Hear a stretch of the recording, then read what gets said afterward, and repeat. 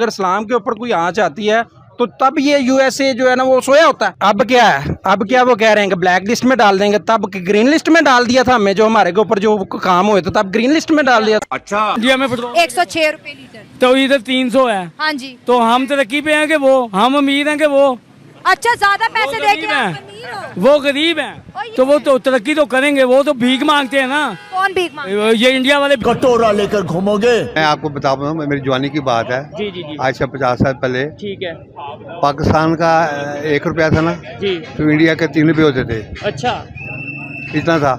अब इंडिया के एक रुपया और पाकिस्तान के 3 रुपये हैं। तकरीबन पाकिस्तान के 3.5 रुपए हैं। और नहीं तो क्या। इंडिया ने तरक्की कैसे कर ली? चले अपने पाकिस्तानी तो कहते रहते हैं ना महंगाई है, रोटी नहीं, दाल नहीं, चीनी नहीं, हमारे तो यही मसले नहीं खत्म।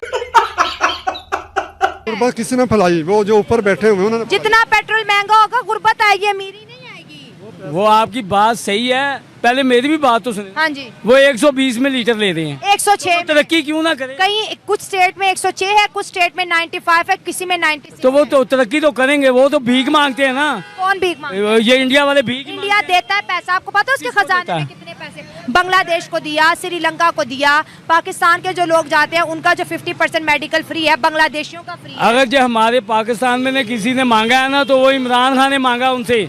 हम एक पाई भी नहीं उनसे मांगना चाहते, वो खुद ले, हमसे ले।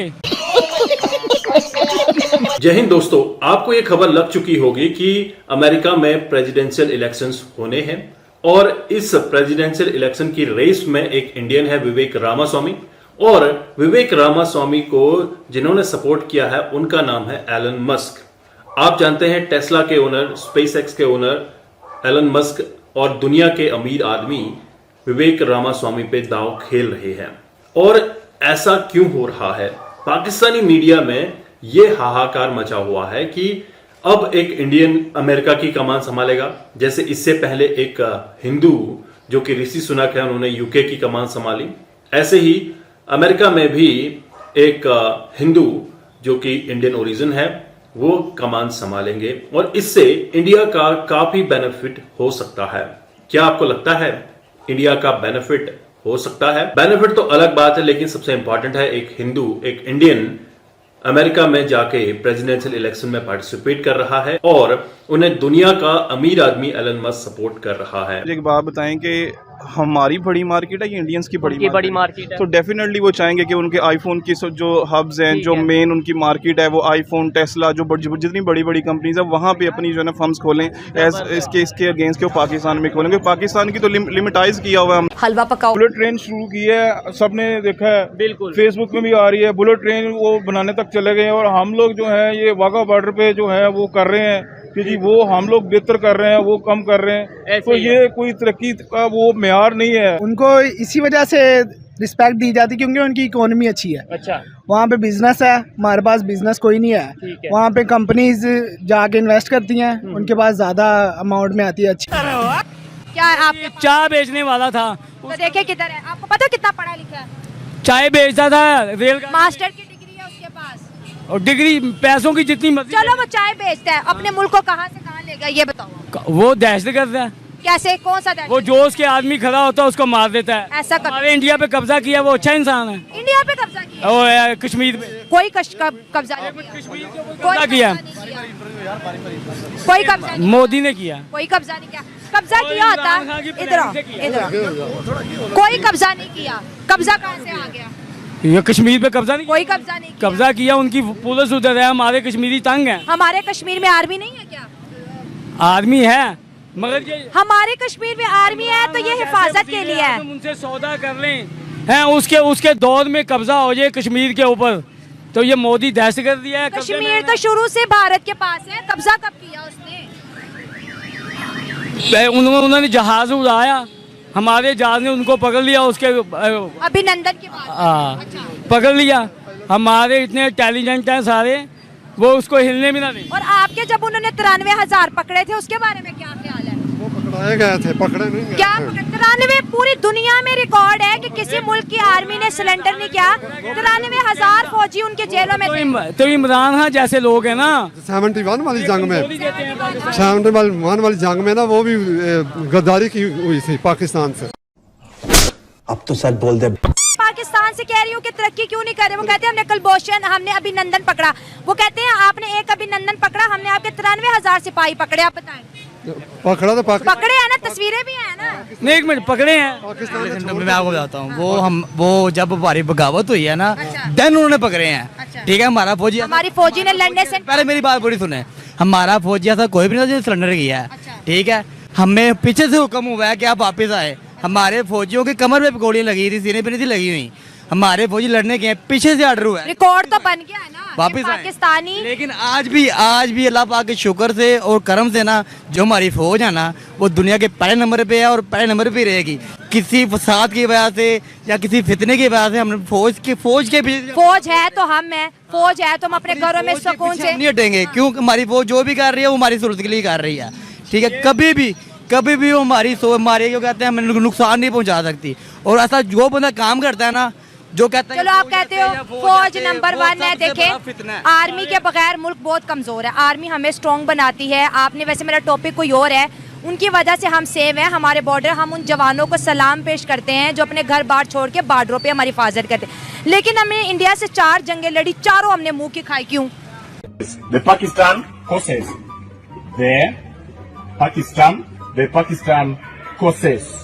Pay attention. In Pakistan, we have different courses like MBBS, we have CAT, and we have GJEE. MBBS stands for Masters in Bomb Blasting and Strategies. CAT stands for Career in Al-Qaeda and Taliban. And G stands for JAD Entrance Exam. तो यार ये dead तो हो चुके हैं, दिवालिया तो हो चुका हुआ है। आप गरीब आदमी को देखो, लेकिन ऑफिशियली डिफॉल्ट तो नहीं ना हुआ तो यार वो क्या डिफॉल्ट हुआ यार? मेरे घर में खाना ही नहीं पक रहा तो मैं तो डिफॉल्ट। अस्सलाम वालेकुम। वालेकुम सलाम सर। आपका नाम? जी मेरा नाम इश्तियाक है सर। क्या करते हैं आप? मैं स्टूडेंट हूँ। स्टूडेंट हैं, क्या डिग्री कर रहे हैं आप? तरफ मैं रिसर्च कर रहा हूँ सर। रिसर्च कर रहे हैं, ज़बरदस्त। बहुत टाइम बाद कोई ऐसा मतलब स्टूडेंट मिला जो रिसर्च वर्क या रिसर्च के हवाले से डिग्री कर रहा है। इसके हवाले से बात करेंगे, लेकिन जो टॉपिक है, जो इस टाइम पाकिस्तान की कंडीशन चल रही है, इस कंडीशन को देखते हुए इंटरनेशनल लेवल पे जो कंट्रीज़ हैं, खासतौर पे हम यूएस की बात करते हैं सिर्फ, हमें किस नज़र से देख रहा है, हमारे साथ रिलेशन बेहतर करना चाहता है या नहीं चाहता? सर फर्स्ट ऑफ ऑल उनका इंटरेस्ट यहाँ पे डेफिनेटली, अगर स्पेसिफिकली अब यूएस की बात करते हैं तो उनका इंटरेस्ट डेफिनेटली है, क्योंकि हमारी जो जियोग्राफिकल जो पोजीशन है, जो लोकेशन है, वो टोटली डिफरेंट है डिफरेंट कंट्री से। ठीक है, एक्चुअली हम हब पे बैठे हुए हैं, हम अब मिडल ईस्ट को सप्लाई दे सकते हैं। तो उनको डेफिनेटली उनके साथ हमारे अच्छे रिलेशन होने चाहिए, और वाकई वो चाहेंगे कि हमारे साथ अच्छे रिलेशन उनके बने। वो चाहेंगे, ये एक सवालिया निशान है, क्या वो चाह रहे हैं? ये सारी चीज़ें सामने हैं। और आपने बोला हम हब पे बैठे हैं, लोकेशन बहुत अच्छी है। इतनी अच्छी लोकेशन होने के बावजूद भी क्यों हम इस तरीके से क्राइसिस का शिकार हैं? इकोनॉमी में भी क्राइसिस, पॉलिटिकल क्राइसिस, और हर तरह से क्राइसिस का शिकार। वो चाह तो रहे हैं, लेकिन वो इस तरह चाह रहे हैं कि सब कुछ वो करें। ठीक है, ठीक है, ऑर्डर चले। वो अपनी पावर यहाँ पे सेट करना चाह रहे हैं, जो शुरू से अमेरिकन का जो एक स्टाइल है। ठीक है, वो हम अपने पंजे तो गाड़ चुके हैं। अब जिस तरह की आपको पता है कि हमारी जो पॉलिटिकल जो सिचुएशन है, वो सब कुछ सब उसके पीछे अमेरिका है। ठीक है, वो कर रहे हैं सब कुछ, और हमारी इवन के कुछ जो है एजेंसीज को भी वो चला रहे हैं। अच्छा, यानी पाकिस्तान की एजेंसीज को भी। खैर, इस तरफ नहीं हम जाते। अच्छा, ये बताएं, नेबर कंट्री इंडिया है, वहाँ पे भी वो पंजे अपने गाड़ सकते थे, लेकिन उनकी इस टाइम मजबूरी बनी हुई है। उनके इंडिया के साथ ना सिर्फ रिलेशन बेहतर कर रहे हैं, बल्कि अपना वो दिन ब दिन यहाँ पे इन्वेस्टमेंट भी कर रहे हैं। कहाँ पे? इंडिया पे कर रहे हैं वो। ठीक है सर, अब पाकिस्तान अगर चाइना की बात कर रहे हैं, तब चाइना की बात कर रहे हैं कि यूएस की? सर यूएस के हवाले से अभी खबर भी आई है कि विवेक रामास्वामी एक इंडियन। आप मुझे एक बात बताएं कि हमारी जो पॉपुलेशन है वो कितनी है और इंडिया की पॉपुलेशन कितनी है? तकरीबन मैं आपको बता देता हूँ, साथ साथ चलते हैं, मजा आएगा बात करते हैं। उनकी है तकरीबन 1 अरब 45 करोड़ और हमारी 24 करोड़।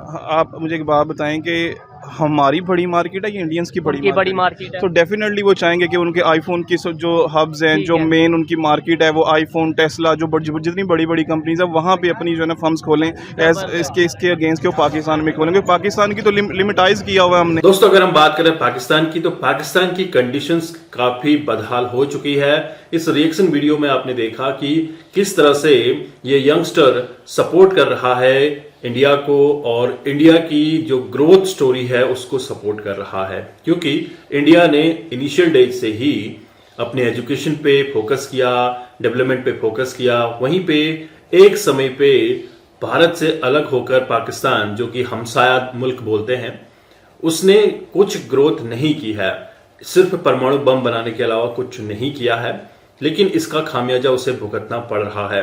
अब पब्लिक के माइंड में यह है कि हम एक एटमी पावर हैं। एटमी पावर का मतलब क्या है? एटमी पावर से आप घर का राशन तो नहीं बना सकते। एटमी पावर है तो अपने एटम बॉम्ब्स बेचिए, जिससे कि देश की जनता को सहूलियत मिल सके, देश की जनता के घरों में आटा पहुंच सके, टमाटर पहुंच सके। दोस्तों, आपको पता है कि टाइम टू टाइम पाकिस्तान में कुछ न कुछ क्राइसिस होती रहती हैं। आपने देखा पिछले कुछ महीनों में टमाटर के क्राइसिस, इसके बाद आटे के क्राइसिस, उससे पहले इकोनॉमी क्राइसिस, आईएमएफ के फंड देने के बाद थोड़ा सा अब ये ट्रैक पे आया है, लेकिन इसका फॉरेन रिजर्व कुछ बचा नहीं है 2-3 बिलियन डॉलर के अलावा। वहीं पे इंडिया का फॉरेन रिजर्व आज की डेट में आपको 638 बिलियन डॉलर देखने को मिलेगा, और year by year, month by month ये इंक्रीज हो रहा है, क्योंकि इंडिया में FDI, foreign direct investment increase हो रहा है, जिसके बदौलत भारत में नए नए रोजगार की संभावनाएं दिख रही हैं। अमेरिका से आके बड़ी बड़ी कंपनीज और ताइवान से आके सेमीकंडक्टर कंपनीज, और पूरे वर्ल्ड का फोकस आज की डेट में इंडिया पे है, क्योंकि इंडिया सबसे बड़ा कंज्यूमर भी है। इंडिया का पॉपुलेशन ग्रोथ में आपको देखने को मिलेगा 1.4 बिलियन लोगों का हो चुका है, जिससे कि ग्रोथ स्टोरी बन रही है। और साथ ही साथ आप देख रहे हैं इंडिया हर दिन ग्रोथ की एक नई स्टोरी लिख रहा है, क्योंकि आज का जो आला कमान है इंडिया का काफी एक्टिव है। जिसकी बात मैं कर रहा हूं वह है नरेंद्र मोदी जी। अगर हम बात करें नरेंद्र मोदी जी के कार्यकाल से लेके अभी तक, पिछले 10 सालों से नरेंद्र मोदी एक्टिव हैं, और किस तरह से उन्होंने देश को आगे बढ़ाने में मदद की है। हर पटल पे अगर हम बात करें, जहां पे हो सकता है देश का नाम ही उन्होंने रोशन किया है। अगर आप देखें पिछले इंसिडेंट जहां पे ब्रिक्स सम्मेलन में इंडिया का फ्लैग गिरा हुआ था, तो उन्होंने उसे संभाल के अपने पॉकेट में रख लिया, और इससे एक संदेश जाता है कि हमारा जो प्रधान सेवक है देश के प्रति कितना जागरूक है, कितना डेडिकेटेड है। और आप ये सोच रहे होंगे कि मैं मोदी को सपोर्ट कर रहा हूं या किसी पॉलिटिकल पार्टी को सपोर्ट कर रहा हूं। दोस्तों, मैं पॉलिटिकली एक्टिव नहीं हूं, मैं किसी भी पॉलिटिकल पार्टी को सपोर्ट नहीं करता हूं, बस मेरे व्यूज हैं जो मैं आपके सामने रखता हूं। अगर आपको ये रिएक्शन वीडियो पसंद आया हो जरूर कमेंट कीजिए। तो मिलते हैं अगले वीडियो में, तब तक के लिए थैंक यू। जय हिंद, जय भारत। क्या बात है, क्या बात है, मर्डर कर दिया तुमने एकदम।